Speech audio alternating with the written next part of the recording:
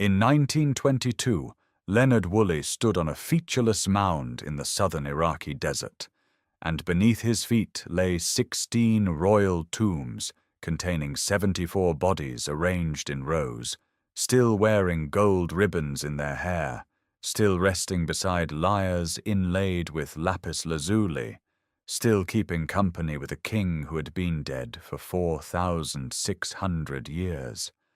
The city was Ur, and for 2 millennia before Woolley arrived, no living person could have told you where it stood. How does the greatest city on earth vanish so completely that even its name becomes a whisper?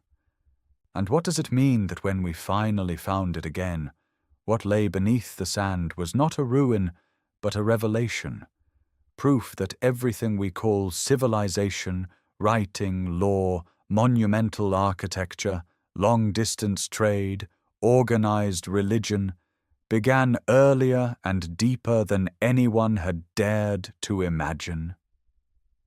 This is the complete story of Ur, not a fragment, not a single golden artifact pulled from context.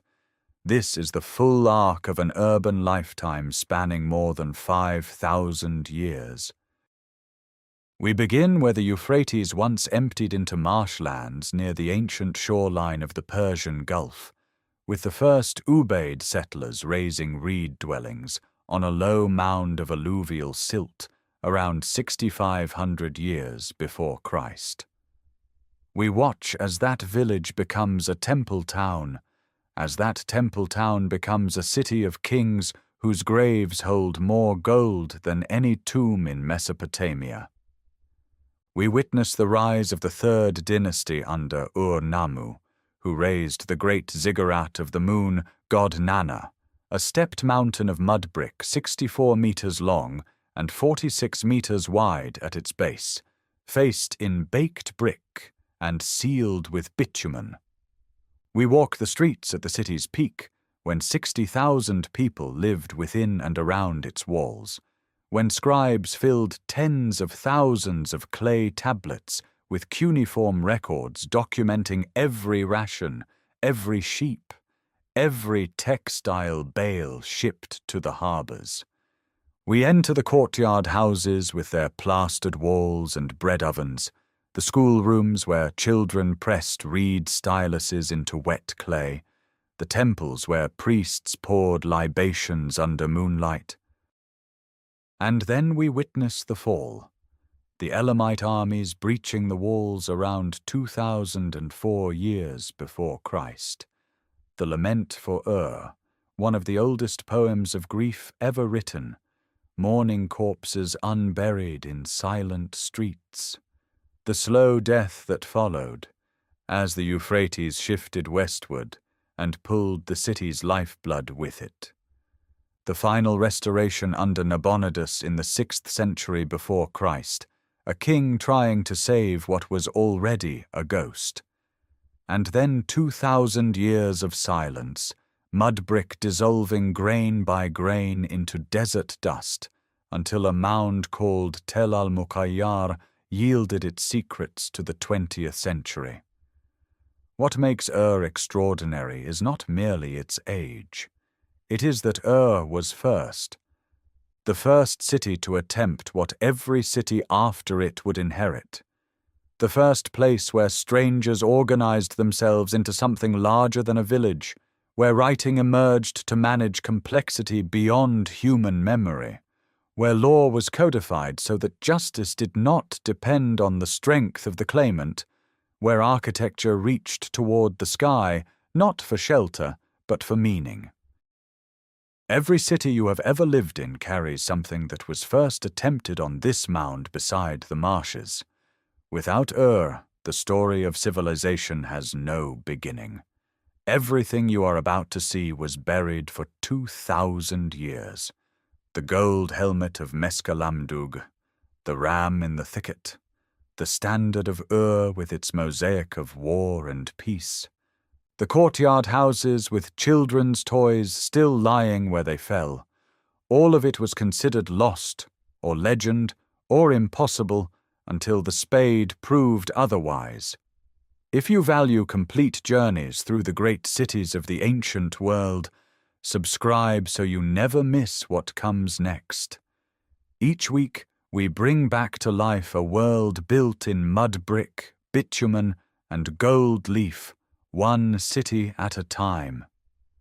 The story starts with the ground beneath the city, and the choice to build here at all.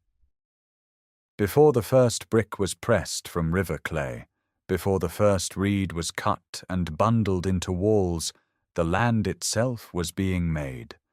Southern Mesopotamia is not ancient ground. It is young earth, built grain by grain from the silt of two rivers, carrying the eroded mountains of Anatolia and the Zagros southward into a shallow sea. 8,000 years ago, the Persian Gulf reached perhaps 200 kilometers farther inland than it does today, and the Euphrates emptied into coastal marshlands alive with fish, waterfowl, and stands of giant reed taller than a man. The alluvial plain stretched flat in every direction, featureless except where the river's own deposits had raised low, natural levees above the seasonal flood. One such rise of ground, barely perceptible to the eye but enough to keep a settlement dry when the spring waters came, would become the place the world knows as Ur. The logic of this location is not dramatic. There is no defensible cliff, no mountain pass, no harbor carved from rock. The logic is water. The Euphrates provided irrigation for barley and emmer wheat in the surrounding fields. The marshes provided reed for building, fish and turtle for protein, bitumen seeping from natural deposits for waterproofing. And the river itself provided a road, a current flowing toward the Gulf and the maritime world beyond. Every necessity of early settled life converged on this low mound of compacted silt. The people who first chose this ground belonged to what archaeologists called the Ubaid culture, a tradition stretching across southern Mesopotamia from roughly 6,500 to around 4,000 years before the Common Era. They were not nomads pausing on a journey. They came to stay. Leonard Woolley's deep soundings in the 1920s and 30s cut through meters of accumulated occupation debris and reached virgin soil beneath the city's later strata. The earliest layers yielded hand-formed pottery, painted in dark geometric patterns on a buff ground, the distinctive signature of Ubaid settlement found at sites across the southern plain. Alongside the sherds lay clay sickle blades, flint tools, and the traces of structures built from bundled reeds plastered with mud, a technique still practiced in the Iraqi marshes within living memory. Even at this earliest stage, something beyond mere survival was taking shape. Small platforms of packed earth, slightly elevated above the surrounding dwellings, appear in the deepest levels.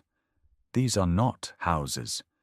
Their orientation, their separation from domestic refuse, their careful construction suggest places of communal offering, shrines to forces or beings whose names no record preserves.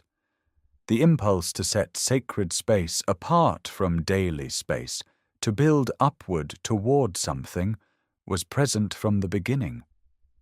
The great ziggurat that would one day tower over this same ground was not an invention imposed from outside. It grew from a seed already planted in the mud. The mound accumulated slowly. Each generation built upon the compressed remains of the last, raising the settlement incrementally above the plain. Flood silts interleaved with occupation debris. Ash layers marked hearths that burned for centuries. The Ubaid people buried their dead beneath house floors in simple graves, the bodies extended, sometimes accompanied by a painted vessel or a few beads. Life and death shared the same ground, the living walking daily above their ancestors. By the 5th millennium before the Common Era, the settlement at Tel al-Muqayya was no longer a cluster of reed huts. It was a permanent community with established ritual practice, agricultural surplus, and a relationship with distant regions evidenced by materials not native to the alluvial plain. Obsidian from the north, shell from the Gulf. The first faint threads of a network that would one day stretch from the mountains of Afghanistan to the copper mines of Oman. The marshes still sang with birds. The river still carried its freight of silt. And on this low rise of earth, something unprecedented was gathering mass and momentum, though no one alive could yet have named what it would become. Something changed in the 4th millennium before the Common Era. The village on the mound began to grow upward.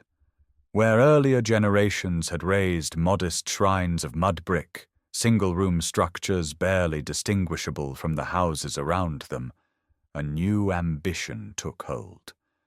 The community at Ur began to elevate its sacred spaces above the surrounding plain, constructing platforms of packed earth and sun-dried brick upon which temples stood apart from the domestic world below.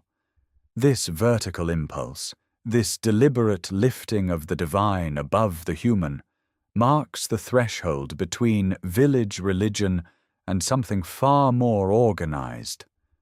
The earliest temple foundations beneath what would later become the Great Precinct of Nana date to this era.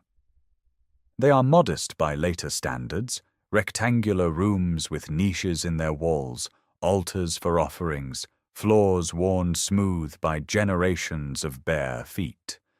But they represent a community investing collective labor in structures that served no domestic purpose. The sacred had become architecture. This was the age scholars call the Uruk period, named for the great city to the northwest that drove southern Mesopotamia's first urban explosion. Ur was not yet the equal of Uruk, but it was caught in the same current. Population grew. The settlement expanded beyond the original mound. And with growth came differentiation. Not all households were equal, not all burials carried the same goods, not all labor served the same purpose. The evidence lies in humble objects. Beveled rim bowls, mass-produced in rough molds, appear in enormous quantities across the site. These coarse, thick-walled vessels were not prestige goods. They were ration containers, standardized measures of grain or bread distributed to workers. Their very uniformity speaks of organized labor, of a system that fed people in exchange for service to temple or community. Somewhere in this period, the relationship between individual household and collective institution shifted permanently. Clay tokens and bullae, hollow clay envelopes containing small-shaped counters, appear in the archaeological record. These are the ancestors of writing, each token shape representing a quantity of goods, sealed inside a clay ball and stamped with a cylinder seal to mark authority.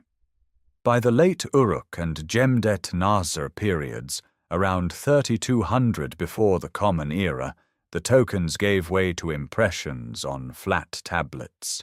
Proto-cuneiform, the earliest script, recording quantities of barley, heads of cattle, jars of oil. Ur has yielded fragments of these earliest administrative records, evidence that the settlement had crossed another threshold. Memory was no longer trusted solely to human minds. It was pressed into clay. Cylinder seals from these levels reveal a world of ritual and hierarchy. Carved from stone in miniature, rolled across wet clay to leave continuous impressions, they depict processions, temple facades, herds of animals, and figures of authority distinguished by their headdresses and posture. These seals were markers of identity and office, the signature of individuals empowered to authorize transactions, to open storerooms, to speak for institutions. The temple platform grew with each generation. Old walls were filled in and built over, raising the sacred ground higher. This practice, deliberate burial of earlier temples within the mass of newer construction, created the layered mounds that Woolley would later excavate in vertical section, reading centuries like pages. Each rebuilding was an act of reverence. The old temple was not demolished, but entombed, its sanctity preserved within the body of its successor. By 2900 before the Common Era, Ur stood on the edge of full urbanization. Its temple precinct rose above a settlement of several thousand people. Its administrators recorded economic transactions in the world's first script. Its craftsmen worked imported stone into seals of extraordinary precision. Its dead were buried with increasing disparity, some with nothing, others with copper tools and stone vessels. The marshes still lapped at the city's edges. Boats still moved along the channels. But the place was no longer a village choosing to grow. It was a city being built by intention, shaped by institutions whose power derived from the platform rising at its center, a platform that would, in centuries to come, become the most famous ziggurat in the ancient world. The city that had grown upward from temple platforms now grew downward into the earth. Beneath the streets and houses of early dynastic Ur, cut into the accumulated debris of centuries, lay a cemetery of extraordinary density. Over 1,800 burials compressed into an area smaller than a modern city block. Most were simple graves, a body wrapped in reed matting, a few clay vessels, perhaps a copper pin. But among these modest interments, 16 tombs stood apart in scale, in wealth, and in something far more unsettling, the presence of the dead who had not died alone. Leonard Woolley reached these graves in the winter of 1927. What he found altered the understanding of early Mesopotamian civilization permanently.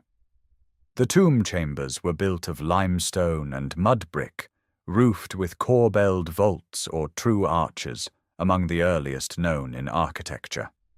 Inside lay bodies adorned with gold, silver, lapis lazuli, and carnelian in quantities that suggested not merely wealth, but cosmic authority.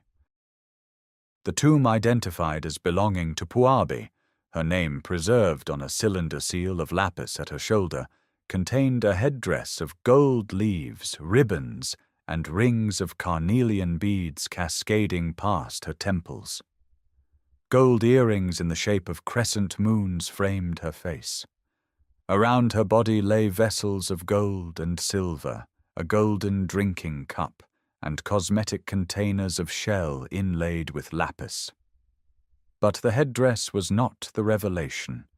The revelation lay in the ramp outside her chamber, where 23 attendants had been arranged in rows, women wearing elaborate headdresses of their own, men in copper helmets, an ox team still yoked to a wooden sledge. They had walked into the pit alive. Woolley found no evidence of violence on the bones, no signs of struggle. Near many bodies lay small cups, suggesting poison willingly consumed.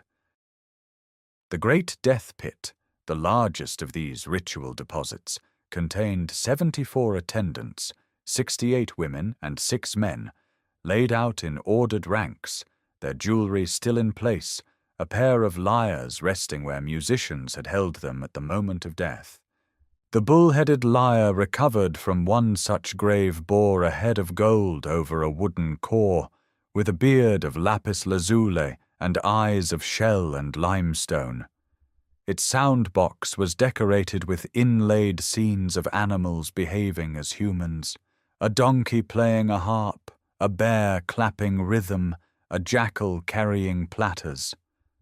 The imagery belongs to a mythological tradition whose full meaning remains inaccessible, but whose craftsmanship reveals artisans working at the highest level of technical mastery anywhere in the 26th century before the Common Era.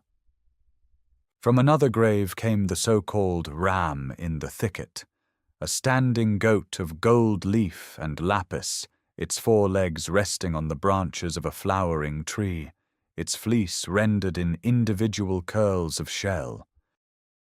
From the tomb of Mescalamdug came a helmet of electrum, beaten into the shape of a wig, each strand of hair rendered in relief, the ears left uncovered. The standard of Ur, a trapezoidal box inlaid with shell, red limestone, and lapis on bitumen, depicted war on one face and feasting on the other. Chariots crushing enemies, prisoners stripped and bound, then the king seated at banquet while servants drive cattle and carry goods. These objects were not merely beautiful. They were evidence of a society that commanded trade routes stretching thousands of kilometers, lapis from the mountains of Badakhshan, carnelian from the Indus drainage, gold perhaps from Egypt or Anatolia, copper from Oman. They revealed a ruling class whose authority extended beyond death, who could command dozens of human lives to accompany them into the underworld. The theology behind this practice remains debated. No surviving text from this period explains it directly. But the care of the arrangement, the finery of the attendants, the music that accompanied the descent, all suggest a ritual of profound communal belief, not coercion alone. By 2400 before the Common Era, the practice of mass attendant burial had ceased at Ur. Whatever ideology sustained it did not survive the early dynastic period. But the cemetery remained, sealed beneath later construction, its treasures locked in darkness for 4,500 years, waiting for the moment a British archaeologist's trowel would break through the vault and catch the first gleam of gold in lamplight. The gold that gleamed in Puabi's tomb did not come from the soil of Sumer. The lapis lazuli that adorned her cloak traveled more than 2,500 kilometers before a craftsman at Ur set it into gold. The carnelian beads at her throat originated in workshops along the Indus River valley. Every precious object sealed in those early dynastic graves tells the same story. Ur was not merely a city of temples and tombs, it was a port, one of the ancient world's great commercial crossroads, positioned where river met sea, and where the wealth of three civilizations converged. The Euphrates in this era did not empty into desert. It branched into channels that threaded through marshland before reaching the waters of the lower sea, what is now called the Persian Gulf, whose shoreline then lay considerably farther northwest than today. Ur sat at the edge of navigable water. Its harbour district, traces of which Woolley identified along the city's western and northern margins, received vessels caulked with bitumen, the black petroleum tar that seeped naturally from the earth in southern Mesopotamia. These boats, built of bundled reeds or planked wood sealed against the salt water, carried goods southward to Dilmun. Dilmun, identified with the island of Bahrain and the adjacent Arabian coast, served as the great intermediary. Cuneiform texts from this period and slightly later name it repeatedly as the source of copper, pearls, dates, and transshipped goods from more distant lands. Merchants of Dilmun brought copper ingots from Magan, the land corresponding to modern Oman, where ancient mining sites have yielded slag and furnace remains dating to the 3rd millennium before the Common Era. From beyond Margan came the goods of Meluha, almost certainly the Harappan civilization of the Indus Valley. Carnelian beads etched with alkali in a technique unique to Indus craftsmen have been found at Ur and other Sumerian sites. Indus-style cubicle weights appear in Gulf contexts. The connection was real, sustained, and commercially significant. Lapis lazuli traveled the longest road of all. Its only ancient source lay in the mountains of Badakhshan, in what is now northeastern Afghanistan. From those remote mines, the deep blue stone passed through intermediary settlements across the Iranian plateau before reaching the workshops of Sumer. At Ur, lapidaries cut and polished it into cylinder seals, inlays for lyres and gaming boards, and beads by the thousands. The intensity of lapis use in the royal cemetery suggests not occasional luxury, but systematic, large-scale importation. What did Ur send outward in return? The textual record from slightly later periods, the thousands of administrative tablets of the 3rd dynasty, documents massive textile production. Wool from the vast flocks maintained on Sumerian temple estates was spun, woven, and finished in workshops employing hundreds of laborers.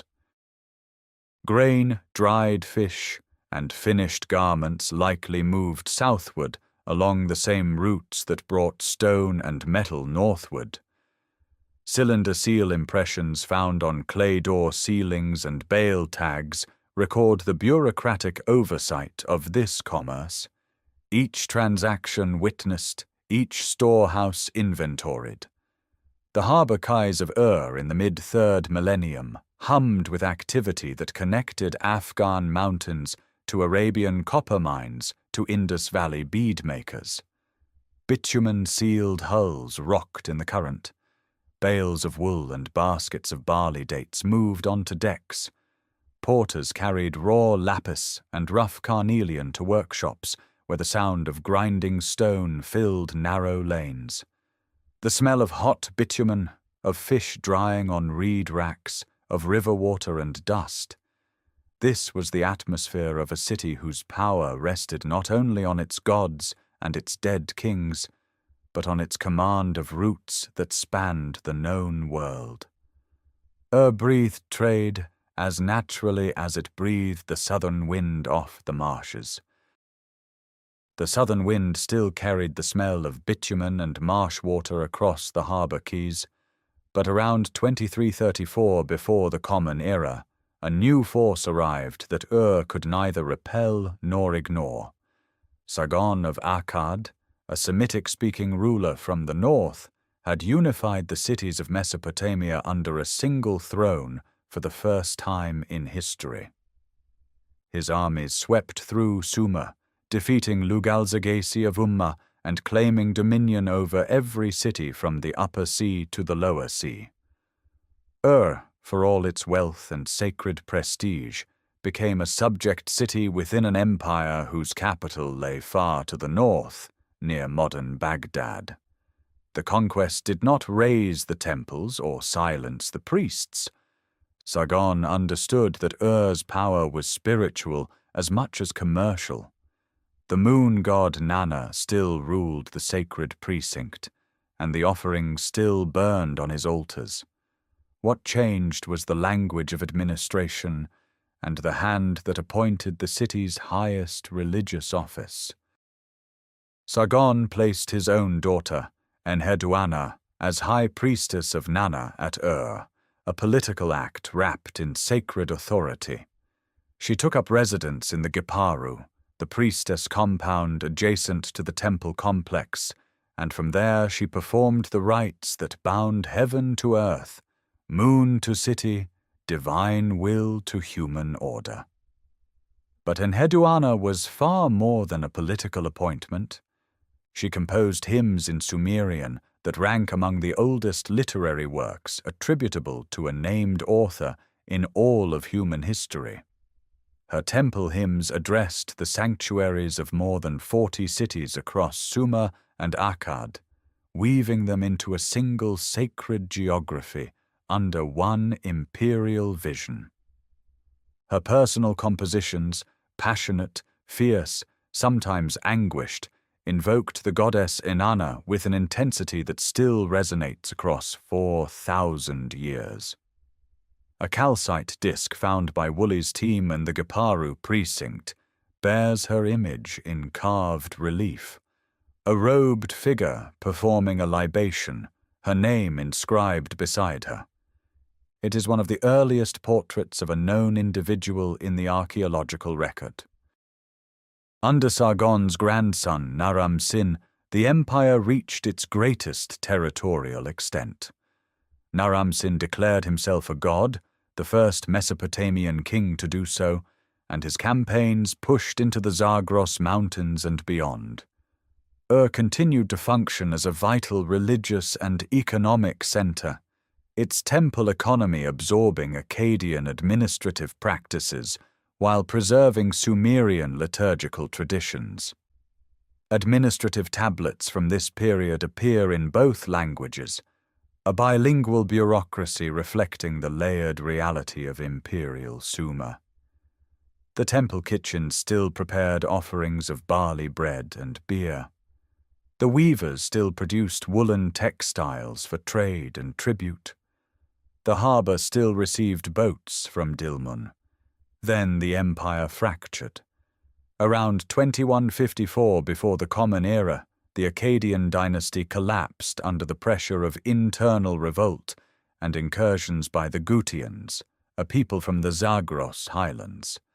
For roughly a century, central authority dissolved across Mesopotamia.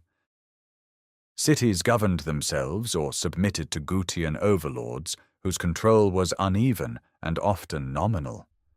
Ur endured this interregnum with its sacred institutions largely intact. The Temple of Nanna continued to receive offerings. The priestesses continued their rites. The residential quarters remained occupied, their courtyard houses sheltering families who ground barley and baked bread as they had for generations. This resilience was not accidental. Ur's identity rested on foundations deeper than any single dynasty. Its sanctity predated Sargon by centuries. Its trade networks, though disrupted, never fully severed. The city that had buried its kings in gold and lapis, that had sent its merchants to the shores of the Indus, now waited in the shadow of collapsed empire, diminished in political reach, but unbroken in sacred purpose. The Giparu still stood. The temple platforms still rose above the plain. And in the silence between empires, Ur gathered the strength that would carry it into its greatest age. The strength that Ur had gathered in the silence between empires found its voice around 2112 before the Common Era, when a governor named Ur-Nammu seized power from the last remnants of Gutian authority and declared himself king of Sumer and Akkad. The title was not merely political, it was architectural. Within years of taking the throne, Ur-Nammu launched the most ambitious building program Mesopotamia had ever seen, and at its center stood a structure that would define the skyline of southern Iraq for 4,000 years. The Great Ziggurat of Nanna rose from the northwestern corner of the sacred Temenos, a massive stepped tower dedicated to the moon god who had watched over Ur since the Ubaid potters first shaped their offerings. Its base measured roughly 64 meters by 46 meters, a rectangular platform oriented to the cardinal directions. 3 monumental staircases converged at a gatehouse on the first terrace, one projecting straight from the northeastern face, 2 leaning against the walls at symmetric angles. The core was sun-dried mud brick, millions of bricks pressed from the alluvial clay of the floodplain, but the outer skin was baked brick set in bitumen mortar, black and waterproof, designed to shed the rare but violent rains of the southern plain. Woolley's excavations revealed rows of weep holes, terracotta drainage pipes built into the mass of the structure to prevent moisture from swelling the mud brick core and splitting the tower apart from within. The engineering was precise, deliberate, and born of centuries of experience with the treacherous behavior of river clay. At its full height, the ziggurat likely rose through 3 receding stages to approximately 30 meters, crowned by a small temple where the moon god was believed to descend. No trace of the upper stages survives. What remains is the massive first platform, its baked brick facing still standing in places to a height of 15 meters. The staircases still climbing toward a summit that no longer exists. The scale was calculated to overwhelm.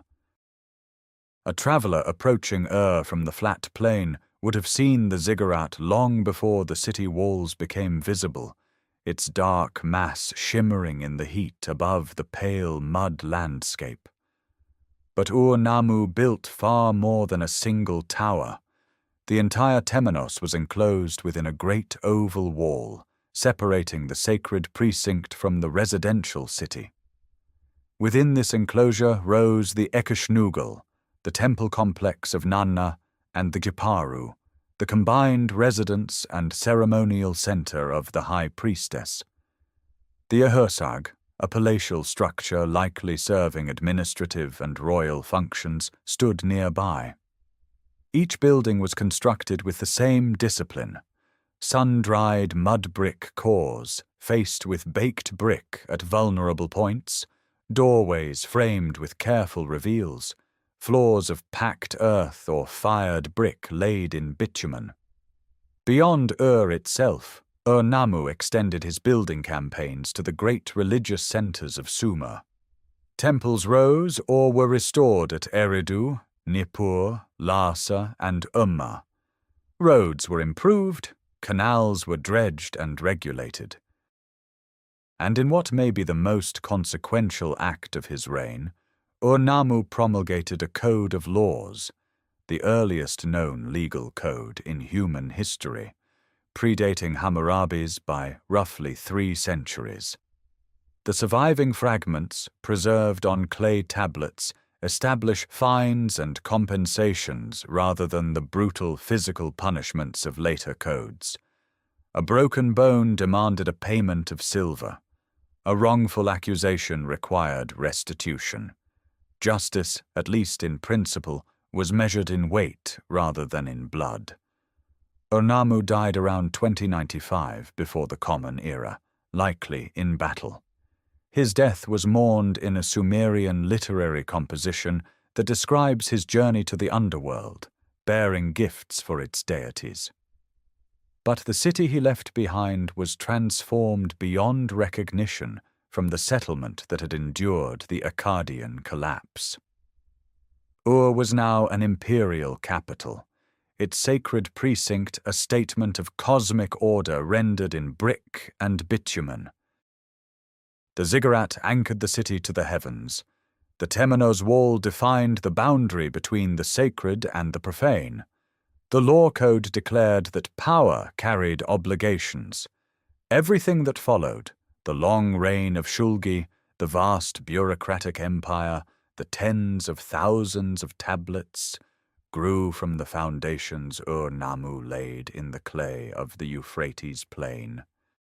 Shulgi ascended to the throne his father had built, and he would sit upon it for 48 years, one of the longest reigns in all of Mesopotamian history. Where Ur-Nammu had laid foundations in brick and bitumen, his son would lay foundations in clay of a different kind. The soft, wet tablets on which reed styluses pressed the wedge-shaped marks that recorded every grain shipment, every temple offering, every soldier's ration, every sheep counted at the shearing pens of an empire. The scale of what Shulgi created has no parallel in the third millennium before the Common Era. Tens of thousands of administrative tablets survive from his reign and those of his successors, more written records than any other civilization on Earth produced in this period. They document a state that reached from the marshlands of the Persian Gulf to the foothills of the Zagros Mountains, governed not by the sword alone, but by a system of provincial administrators called ensi, each responsible for delivering the bala, a rotating tax obligation that funneled goods towards the center.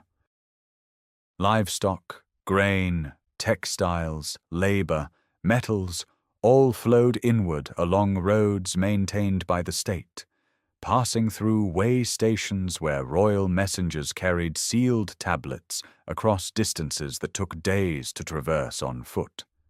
Shulgi standardized the weights and measures of his realm. A mina weighed the same in Ur as in Nippur or Girsu. The calendar was unified. The scribal curriculum was formalized in schools, the Eduba, where students copied hymns, king lists, mathematical tables, and administrative formulas onto practice tablets that they would later recycle, wetting the clay smooth to write again. These schools produced the bureaucrats who kept the empire legible to itself. Around the 20th year of his reign, Shulgi declared himself divine. His name appeared with the star-shaped determinative reserved for gods. Hymns composed in his honor praised his physical prowess, his legendary run between Nippur and Ur in a single day, his mastery of every musical instrument, his command of foreign languages. Whether these claims held literal truth matters less than what they reveal. A king who understood that administration required ideology, that the empire's coherence depended not only on tablets and taxes, but on the sacred person at its center. Military campaigns pushed into the Zagros highlands repeatedly. Garrison towns secured the northeastern frontier against peoples the tablets call Hurrians and Sioux. Fortifications rose along vulnerable borders. Yet Shulgi's empire was not primarily a military state. Its genius lay in documentation, in the conviction that what was written was controlled. Temple estates recorded the daily output of weavers producing woolen textiles by the thousands. Brewery accounts tallied barley inputs against beer outputs with mathematical precision. Messenger texts noted the exact rations issued to runners at each station along the road. The city of Ur itself thrummed with this administrative energy. Within the Temenos, temple functionaries managed vast herds and agricultural estates. Beyond the sacred precinct, workshops processed raw materials arriving from the Gulf trade, copper, timber, stone, while scribes in nearby buildings recorded each transaction on tablets they stored in baskets and on shelves, organized by date and subject. The smell of fresh clay hung in the air of these archive rooms, mingling with the dust of dried tablets stacked by the hundreds. Shulgi died around 2047 before the Common Era, and the throne passed to his sons. The system he built would outlive him by nearly half a century, grinding forward on its own administrative momentum. But the empire's very precision made it brittle. Every disruption, a failed harvest, a broken supply line, a governor who withheld his bala payment, registered immediately in the documentary record as absence, as silence, where there should have been marks pressed into clay. The strength of Shulgi's creation was that nothing escaped the stylus. Its vulnerability was that the stylus could only record what the empire still controlled. At the center of everything the empire administered stood a walled enclosure that belonged not to the king, but to the god.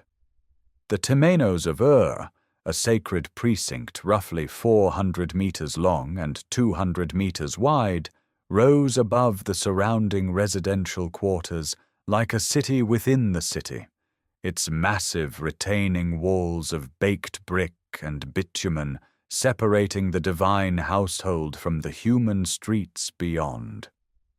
Within this enclosure, the Great Ziggurat dominated the skyline, but it was only the most visible element of a religious complex that functioned as the spiritual, economic, and ceremonial engine of the entire state. Nana, the moon god, was lord of Ur. His Sumerian name carried the weight of the crescent that rose over the marshlands each month, and his Akkadian name, Sin, echoed across the empire's administrative vocabulary. The moon's cycle governed the ritual calendar. At each new crescent, priests ascended the ziggurat's triple staircase, bearing offerings of barley bread, date cakes, and beer to the small temple that crowned the summit. The monthly festivals, the Eshesh on the first day, the full moon celebration on the 15th, drew processions through the Temenos courtyard, where torchlight reflected off whitewashed walls and the smell of roasting sheep fat drifted from the temple kitchens. The Ekeshnugel, Nana's great temple complex at the ziggurat's base, contained offering halls, storage magazines, and ritual courtyards where animal sacrifices were performed with meticulous regularity. Cuneiform records from the temple archives document the slaughter with bureaucratic precision. So many sheep on this day, so many cattle on that festival, so many measures of barley flour ground for the god's table. The temple maintained its own brewery, its own kitchen staff, its own herds pastured on lands dedicated to Nana's estate. These were not symbolic gestures. The god ate, and the institution that fed him employed hundreds. Southeast of the ziggurat stood the Giparu, the residence and ceremonial seat of the En-priestess, the high priestess of Nana, a woman of royal blood who served as the god's earthly spouse. The Giparu was both temple and dwelling, containing chapels, burial vaults for deceased priestesses, and private quarters arranged around interior courtyards.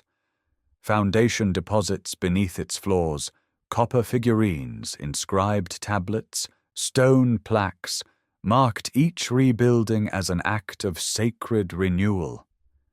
The En-priestess presided over the sacred marriage rite, the most solemn ceremony in the religious calendar, linking divine fertility to the prosperity of the land.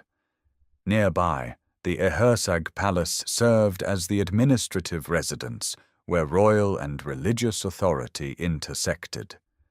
Its thick mud brick walls enclosed reception halls, archives, and storerooms where the wealth flowing into the Temenos was sorted and recorded. The sacred precinct was the largest single landowner in the state. Its fields, its flocks, its weavers and potters and fishermen all contributed to an institutional economy, whose records survive in the tens of thousands. At night, the Temenos fell into a particular silence. The courtyard stones cooled in the darkness. Oil lamps flickered in the inner sanctuaries where the cult statue of Nana stood dressed in fine garments, attended by priests who washed, anointed, and fed the image according to ancient prescription. The crescent moon, when it appeared above the ziggurat's eroded summit, cast a pale light across the precinct that the Sumerians understood not as reflection, but as presence, the god himself looking down upon his house, his city, his empire of clay and grain and counted sheep. Every tablet sealed, every ration distributed, Every brick laid in his name extended the reach of that gaze across the floodplain and beyond, into provinces that knew Nana's authority through the weight of standardized measures and the calendar that bore his festivals. The sacred precinct was not merely where the people worshipped. It was where the state drew its deepest legitimacy, where power wore the face of the divine, and where the smell of incense and roasted grain rose each evening into the enormous Mesopotamian sky. Beyond the Temenos wall, beyond the sacred courtyards where priests measured grain and poured libations, the city breathed with 60,000 lives. The residential quarters of Ur during the Third Dynasty spread outward from the sacred precinct in dense, irregular blocks, a labyrinth of narrow streets, blind alleys, and shared party walls that Woolley's excavations revealed with extraordinary clarity in the 1920s and 30s. Two areas in particular, designated AH and EM on his plans, exposed the domestic world of a Sumerian city at the height of its power, and what they showed was not primitive shelter, but sophisticated urban architecture adapted to climate, privacy, and family ritual. The houses turned blank mud brick walls to the street. No windows opened at ground level. Entry came through a single doorway, often set at an angle to prevent passers-by from seeing inside, leading into a small vestibule and then into the central courtyard, the lung of every dwelling. These courtyards, open to the sky, provided light and ventilation to the surrounding rooms. Plastered walls rose to a second story reached by narrow brick staircases. The average house occupied between 80 and 200 square meters of ground, yet the vertical dimension doubled the usable space. Upper rooms likely served as sleeping quarters during cooler months, while in summer the flat roof became the family's bed beneath the stars. Terracotta drainpipes carried wastewater from upper floors down through the walls and into brick-lined channels beneath the streets. Bread ovens of fired clay stood in kitchen corners, their domed shapes blackened by years of burning dried dung and reed bundles. Grinding stones worn smooth by daily labor sat nearby, barley crushed into flour for the flat loaves that formed the staple of every meal alongside dates, river fish, onions, and the thick beer drunk through reed straws from communal vessels. Beneath the floors of ground-level rooms, families buried their dead. Brick-vaulted tombs held multiple generations, bodies laid on reed mats with modest grave goods, a few ceramic vessels, a cylinder seal, occasionally a copper pin. The living walked daily above their ancestors, and this proximity was not incidental, but theological. The dead required offerings, and the house was their shrine. Children's presence survives in small clay animals, miniature wheeled carts, and rattles found scattered through domestic debris. School tablets, clumsy student copies of sign lists and proverbs, appear in houses throughout the residential quarters. Evidence that scribal education reached beyond the temple schools into private homes where sons practiced their wedge-shaped impressions on recycled clay. The streets between these houses were narrow, rarely more than 2 meters wide, unpaved and dusty in summer, thick with mud after winter rains. Donkeys carried loads through the wider thoroughfares, but most movement was on foot. The smell of baking bread mixed with the sharper odors of tanning leather, drying fish, and the ever-present dust of mud brick slowly abrading in the wind. Sound carried easily through thin walls, the rhythmic thud of grinding stones, the cry of vendors, the chanting of schoolboys reciting Sumerian verb forms. No grand avenues cut through these quarters. The city had grown organically, each house negotiating its footprint against its neighbors over generations. Property boundaries were recorded on clay tablets, and disputes settled in courts whose records survive. Arguments over shared walls, blocked drainage, and rights of way that echo across 4,000 years with startling familiarity. This was not a city of monuments alone. The ziggurat rose above everything, visible from every rooftop. But the true substance of Ur was this dense human fabric.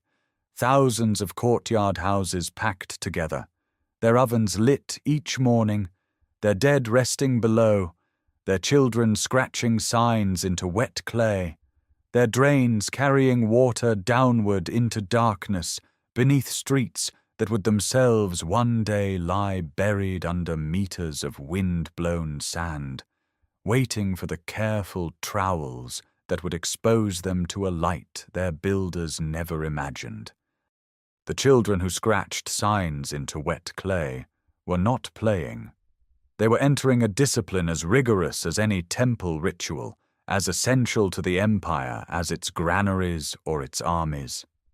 In the residential quarters of Ur, tucked into ordinary courtyard houses indistinguishable from their neighbors, rooms served as schools, the adaba, the tablet house, where boys and occasionally girls learned to press a cut reed stylus into damp clay and produce the wedge-shaped marks that recorded everything the state needed to remember. The process began with the hand. A student took a lump of fine alluvial clay, kneaded it smooth, shaped it into a palm-sized pillow or a flat rectangle, and copied the signs his instructor had inscribed on the reverse. The earliest exercises were simple: lists of signs, then lists of words grouped by category: trees, stones, professions, cities, gods. These lexical lists, some inherited from traditions already 1,000 years old, formed the skeleton of scribal knowledge. A student might spend months copying the same sequence before advancing to the next. Discarded practice tablets, their surfaces scored and re-smoothed, accumulated in bins and fill layers that Wooley's excavators found in domestic contexts throughout the city. Beyond the elementary lists came literature. Students copied hymns to Nana, praise poems for Shulgi, proverbs that carried the compressed wisdom of Sumerian culture. They learned the Sumerian language itself as a classical tongue, even as Akkadian became the spoken language of the streets, a transition visible in the bilingual exercises and glossaries that appear in the archaeological record from the late 3rd dynasty onward into the Old Babylonian period. The tablet house preserved Sumerian as a language of learning, ritual, and prestige for centuries after it ceased to be anyone's mother tongue. Mathematics held equal standing. Students learned tables of multiplication, reciprocals, squares, and square roots. Problem texts posed questions about the volume of canals, the area of irregular fields, the division of inheritance shares.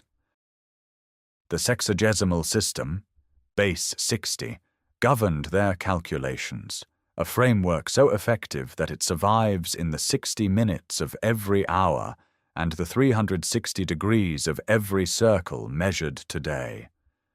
But the overwhelming mass of tablets from Ur served neither literature nor mathematics. They served the state. The administrative archives of the 3rd dynasty represent perhaps the most complete bureaucratic record of any ancient society. Tens of thousands of small tablets document the receipt and disbursement of barley, wool, oil, and silver. They record the names of workers, their rations, their absences. They track the birth and death of livestock in temple herds, numbering tens of thousands of animals. Every transaction required a scribe, a seal impression, a date formula naming the year by its most notable royal event. The empire ran on clay.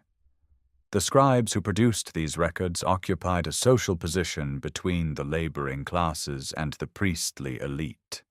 Their skill was specialized, acquired over years, and indispensable. A trained scribe could move between temple, palace, and merchant household, recording contracts, inventories, letters, and legal judgments. Their reed stylus was their tool and their identity. Depicted on seals, mentioned in proverbs, celebrated in compositions that praised the scribal art above all other professions. When the empire fell and the schools eventually closed, the tablets remained. Fired accidentally in the destruction of buildings or simply dried hard by millennia of arid burial, they survived where papyrus and parchment would have perished. Each one is a frozen instant of administrative thought, literary tradition, or youthful practice. The impression of a reed held by a hand that has been dust for 4,000 years, pressing meaning into river clay that would outlast every wall the empire ever raised. The empire did not collapse in a single season. It frayed, thread by thread, over a generation. Grain shipments that failed to arrive, provincial governors who stopped answering letters, frontier walls that could no longer hold back the pressure of peoples moving westward across the steppe. By 2028, before the Common Era, the reign of Ibisin had begun, and with it the final chapter of the Third Dynasty. The administrative machinery that Shulgi had perfected still turned, but it turned with increasing friction. Tablets from these years record a kingdom contracting inward. Provinces that had once sent their Bala taxes faithfully, Eshnunna, Susa, the cities of the Diyala, fell silent one by one. The messenger routes that had bound the empire together grew dangerous, then impassable. Amorite groups, semi-nomadic peoples pressing in from the western deserts, moved through territories the crown could no longer patrol. They did not storm cities. They settled between them, disrupting the irrigation networks and caravan roads that were the empire's circulatory system. The correspondence between Ibisin and his governor Ishbi-Era reveals the desperation. Ishbi-Era, stationed in Isin to the north, was tasked with purchasing grain and shipping it south to Ur. He wrote that Amorite bands blocked the roads, that the grain could not move. Whether this was truth or calculated betrayal, the effect was the same. Ishbi-Era kept the grain, kept the loyalty of northern cities, and eventually declared himself king. The empire fractured not through foreign invasion alone, but through the failure of its own logistics, the very system of tablets, rations, and redistribution that had made it great. Ur's granaries emptied. Tablets record grain prices rising to 60 times their normal level. The city that had fed 60,000 souls could no longer feed itself.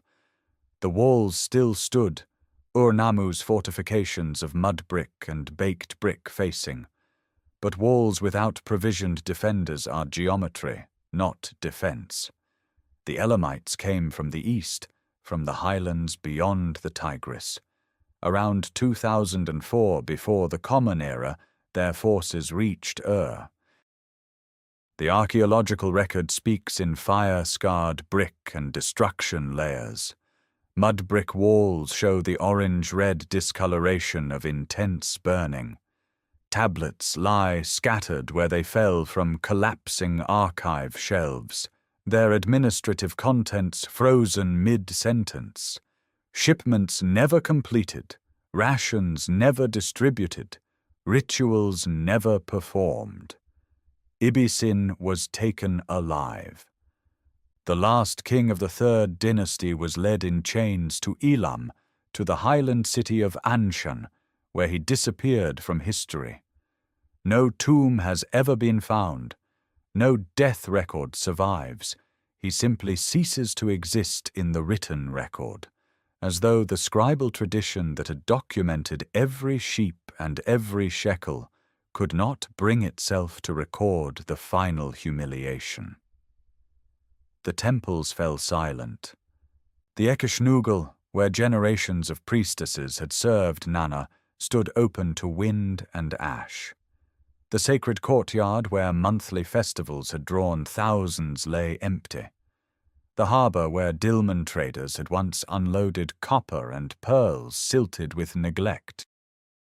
The residential quarters, those narrow streets with their courtyard houses, their bread ovens, their family tombs beneath the floors, became places where the living no longer outnumbered the dead. What remained was mud brick under an open sky, smoke stains on temple walls, and a silence so complete that it would generate one of the earliest masterpieces of world literature, a poem that gave voice to the city's own grief, as though the stones themselves could weep for what had been lost. The poem begins not with the dead, but with the gods. In the theological architecture of the lament for Ur, composed within a generation of the city's fall, the destruction is not random catastrophe, but divine decision. The great gods, Enlil, An, Enki, Ninmah, have decreed that Ur's time of kingship must pass. Nana, the moon god, patron of the city, pleads before the divine assembly. He begs that his city be spared, that his temple not be given over to wind and silence. But the decree stands. The gods have turned their faces away. This is the structure that Sumerian scribes chose to explain annihilation. Across 11 stanzas preserved on multiple clay tablets, copies found at Nippur, at Ur itself, and at other scribal centers, the lament moves from divine counsel to earthly devastation with a precision that is both liturgical and unbearable. The storm that Enlil sends is described not as an army alone, but as a cosmic force, a wind that flattens reed houses, a flood of weapons, a fire that consumes the cattle pens and the grain stores alike. The poem names specific places within the city, the Ekeshnugal, the quay, the broad streets, and fills them with absence. Where festival music once sounded, only the south wind moans. Where children played, bodies lie in the dust. The goddess Ningal, consort of Nana, speaks her own grief within the poem. She describes how she could not save her city despite her weeping before the assembly. Her lament within the lament gives the text a doubled sorrow, divine and human loss intertwined, a mother mourning a child she could not protect. Yet the lament is not merely elegy. It belongs to a liturgical tradition. Scholars recognize it as a ritual text, likely performed during the rebuilding of temples to mark the transition from destruction to restoration. The poem ends with prayers for Nana's return, for the renewal of Ur's sacred precincts. Destruction is acknowledged so that reconstruction may be sanctified, and reconstruction did come, though diminished. Under the kings of Isin and later Larsa, Ur regained its status as a religious center of the first importance. The Isin dynasty claimed legitimacy partly through restoring what had been broken. Ishme-Dagan and his successors maintained the cult of Nanna. By the time Rimsin of Larsa controlled the city in the early 19th century before the Common Era, the Temenos had been partially rebuilt, the Giparu restored for a new high priestess, and the residential quarters reoccupied. Though on a smaller scale, with narrower houses and less elaborate construction than the Great Ur III period. Old Babylonian Ur was a city that remembered its former grandeur. The scribal schools continued to copy the lament itself as a literary exercise, ensuring that students learned their craft by inscribing the words of their city's destruction. Tablets from this period preserve not only the lament for Ur, but related compositions, laments for Sumer and Akkad, for Eridu, for Nippur, an entire genre born from the trauma of the Ur III collapse. The Adaba still functioned. Archives from old Babylonian houses reveal contracts, letters, inheritance disputes, and temple records. Life continued in the shadow of the ziggurat, which still rose above the plain, its baked brick facing weathered but intact. But the city that emerged was not an empire's capital.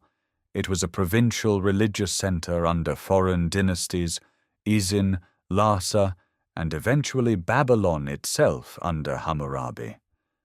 The harbors still received some trade. The temples still received offerings. Families still buried their dead beneath courtyard floors. Yet the population had contracted. The administrative apparatus that once tracked every sheaf of barley across 20 provinces had vanished, and the streets that Woolley would later excavate from this period show a city turned inward, living within a fraction of its former walls. What endures from this era is the literature. The lament for Ur stands as one of the earliest sustained poetic responses to urban destruction in human history, a text that insists the fall of a city is worthy of the highest art, that stones and streets and temple doors deserve to be mourned by name. In giving voice to the city's grief, the scribes ensured that Ur's silence would never be complete. 1,000 years pass over Ur like dust settling on an abandoned courtyard. The city that once commanded an empire now exists in the margins of other powers, maintained, occasionally honored, but never again the center of anything. This is not the drama of siege and fire. It is the slow withdrawal of life from a body that continues to breathe but cannot rise. Under Kassite rule, from roughly the 15th century before the Common Era onward, Ur receives modest attention. The Kassite kings, foreign rulers who had taken Babylon and governed southern Mesopotamia for over 4 centuries, recognize the antiquity of the Nana shrine. They repair temple walls. They stamp bricks with their names. Kurigalzu II rebuilds portions of the Temenos enclosure, and inscribed bricks from his reign survive in the lower courses of structures Woolley would later excavate. But the scale is maintenance, not ambition. No new ziggurat rises. No new residential quarters spread beyond the old walls. The harbour, once crowded with vessels from Dilmun and Megan, handles diminishing traffic as the waterways shift and silt. The Euphrates is moving. Slowly, inexorably, the river that gave Ur its reason for existence migrates westward, pulling away from the city's canal network. Fields that once yielded surplus barley grow saline. Irrigation channels require ever more labor to maintain, and the population that might provide that labor has thinned. The residential quarters excavated by Woolley show increasing abandonment through these centuries. Houses left open to the sky, rooms filled with wind-blown sand, streets where no footfall sounds. Assyrian kings of the first millennium before the Common Era acknowledge Ur as a venerable holy place. Inscriptions record their piety toward Nana's shrine, but their capitals lie far to the north. Ashur, Nimrud, Nineveh, and Ur is merely one ancient temple among many that receive royal patronage from a distance. The final act of devotion comes from an unlikely figure. Nabonidus, the last king of the Neo-Babylonian Empire, ascends the throne around 556 before the Common Era. He is an antiquarian by temperament, obsessed with ancient foundations and forgotten rites.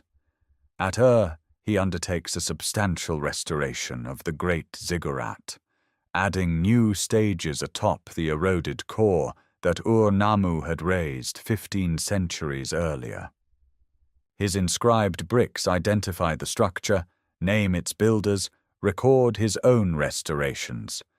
He installs his daughter, Ennegaldi-Nana, as high priestess of the moon god, reviving an office that had lapsed for generations, consciously echoing the ancient tradition of royal women serving Nana that stretched back to Enheduanna herself. Within Ennegaldi-Nana's residence, excavators discovered something remarkable: a collection of artifacts from earlier periods, carefully arranged and labeled, objects spanning centuries, gathered and displayed with what can only be called curatorial intent. This small assemblage represents perhaps the oldest known museum in the world, an act of historical consciousness at the edge of oblivion. Yet even Nabonidus cannot reverse what geography has decided. The river is gone, the canals are dry. The Persian conquest of Babylon in 539 before the Common Era changes the political landscape entirely, and Ur receives no further royal patronage of consequence. Through the 5th and 4th centuries before the Common Era, the remaining inhabitants drift away. The last datable tablets from the site belong to the Persian period. By approximately 400 before the Common Era, silence descends entirely. The mud brick walls, denied the maintenance that kept them standing for millennia, begin their slow dissolution. Rain, rare but relentless over centuries, washes the unbaked clay downward. Wind scours the exposed faces.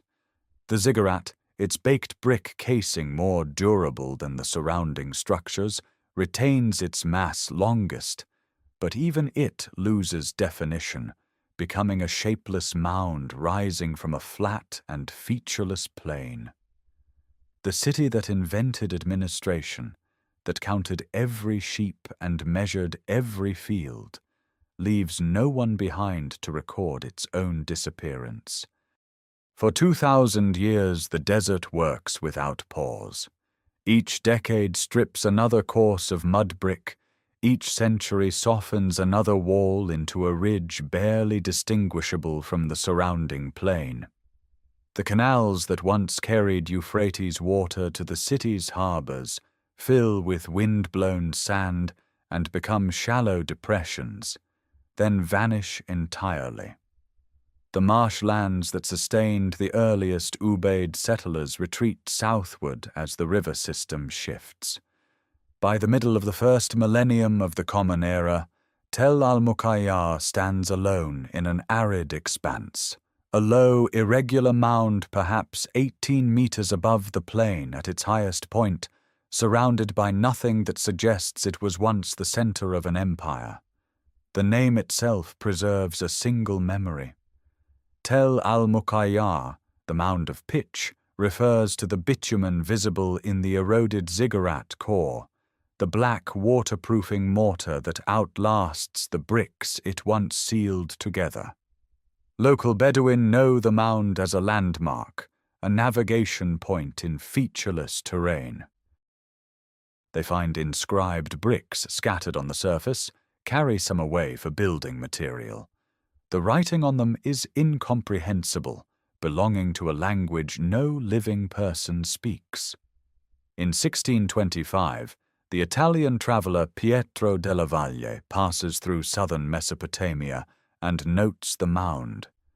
He collects inscribed bricks, among the first cuneiform artifacts to reach Europe, and records the site's existence for Western scholarship. But no one yet connects this shapeless hill to any city known from ancient texts.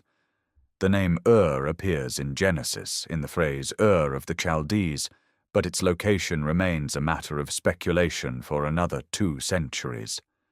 The mound waits. Ottoman administrators ignore it. European cartographers mark it vaguely, if at all. The baked brick casing of the ziggurat, though eroded, still holds enough mass to create the mound's distinctive profile. A slightly steeper rise on the northwestern face where the great staircases once climbed. But without excavation, this means nothing to the eye. In 1853, the British consul at Basra, J.E. Taylor, arrives at Tel al-Muqayya under instructions from the British Museum. He cuts trenches into the ziggurat mound, working from the top downward. His methods are crude by later standards. He removes upper courses without systematic recording. But at the corners of the ziggurat's uppermost surviving stage, he discovers clay cylinders inscribed in cuneiform. These foundation deposits, placed there by the Neo-Babylonian king Nabonidus in the 6th century before the Common Era, identify the structure explicitly. They name the ziggurat, name the moon god Nana, and name the city, Ur. Henry Rawlinson, the great decipherer of cuneiform then working in Baghdad and London, reads Taylor's cylinders and confirms the identification. For the first time, the featureless mound in the Iraqi desert has a name that connects it to the oldest written records of human civilization. Taylor ships his finds to the British Museum, publishes brief reports, and departs. The site falls quiet again. For nearly 70 years after Taylor's trenches, Tel al-Muqayya sits largely undisturbed. Other Mesopotamian sites, Nineveh, Babylon, Nippur, Lagash, attract greater attention and funding.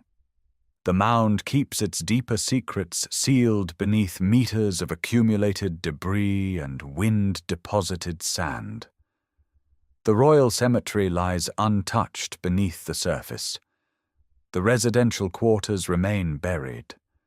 The administrative archives wait in darkness, their clay tablets intact in collapsed rooms where they fell when roofs gave way 2,000 years before.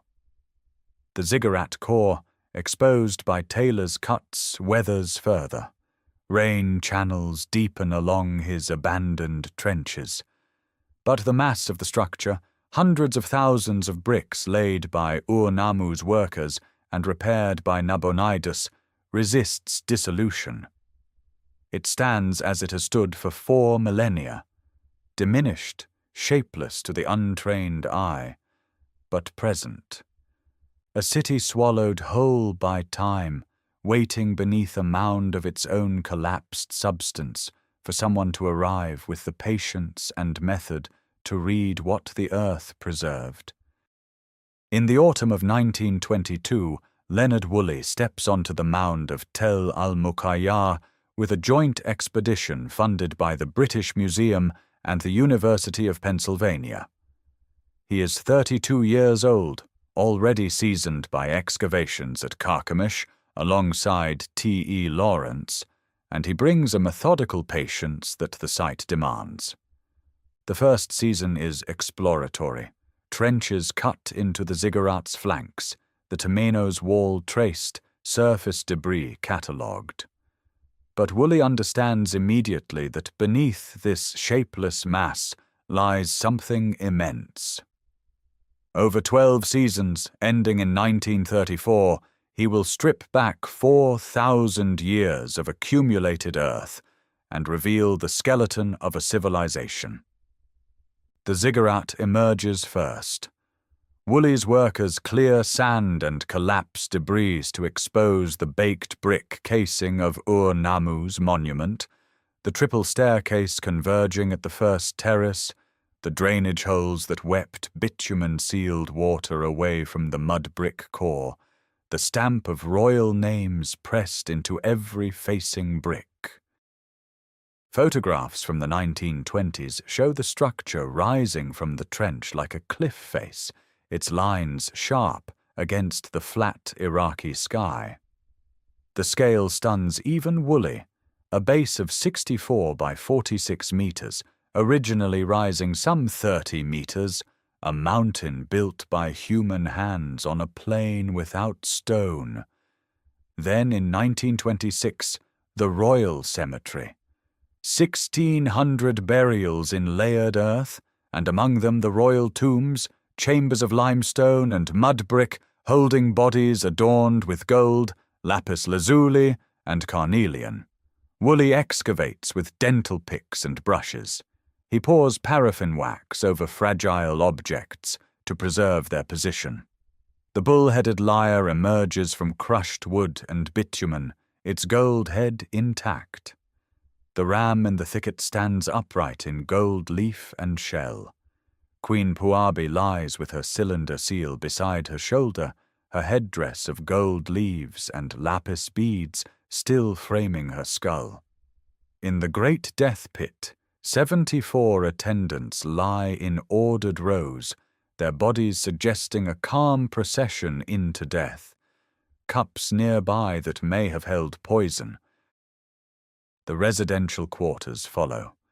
Woolley maps 2-story courtyard houses with plastered walls, terracotta drain pipes, bread ovens, and family tombs beneath the floors. He finds school tablets where children practiced cuneiform wedges, mathematical exercises, hymns copied line by line.